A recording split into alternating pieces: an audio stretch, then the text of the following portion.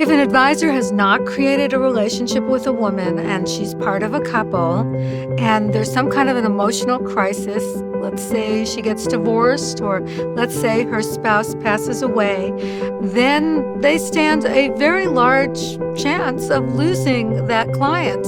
And 70% of widows do walk within 3 years of their husband dying. And so it's important for an advisor or planners that are talking with people about these kinds of issues.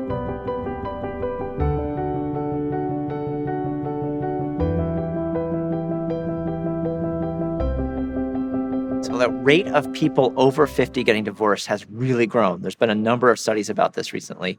People are living longer, their kids are out of the house, they see that, they have a second act. And so we're seeing divorces with people who've been married for 25, 30, 35 years. And really at that point, splitting their assets. And so that's an issue for an advisor who's working with a couple, is trying to think about how you're going to work through that with both parties who are now going to become two separate clients. But gray divorce is a very much a pattern in the demography that's here to stay. 2/3 of divorces at that age range, the sort of empty nest, are initiated by women. So they know it's coming, and they will probably recognize that they need to do some planning.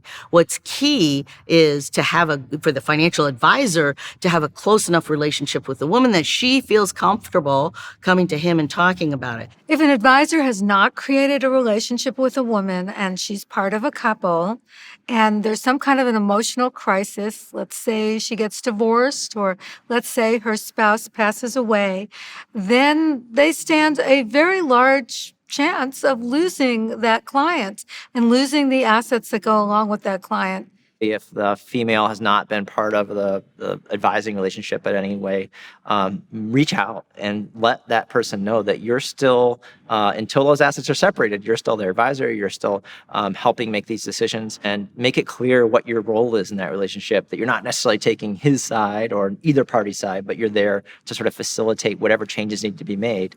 It certainly increases your likelihood that you're going to keep both parties and not lose them.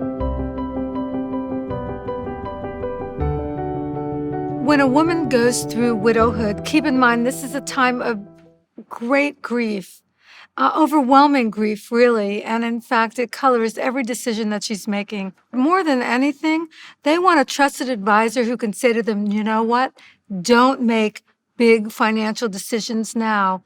Hold off until enough time has passed that you can have a clear head. You have to be really patient, really have open-ended conversations with the widow. One of their instincts is to sort of pull up stakes and sell everything or move all their assets or whatever it might be. And these are emotionally driven decisions.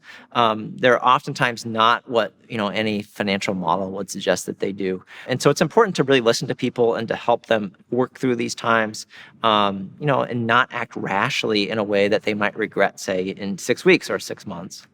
Well, the problems that advisors face if they haven't established a trusting relationship with their women clients, which often they haven't, is that they're going to walk. And 70% of widows do walk within 3 years of their husband dying. So that is because they don't tend to know the financial advisor who is mostly interacted with the husband. Everything is so complicated emotionally as well as financially that unless there's a really good relationship with the financial advisor, she's on her way out the door. And so it's important for an advisor or planners that are talking with people about these kinds of issues. So ideally, those discussions, as hard as they are, happen before the event happens. So we start to have those discussions, and you have that relationship already established with the woman who becomes now the sole financial decision maker with these assets that used to be shared among the couple.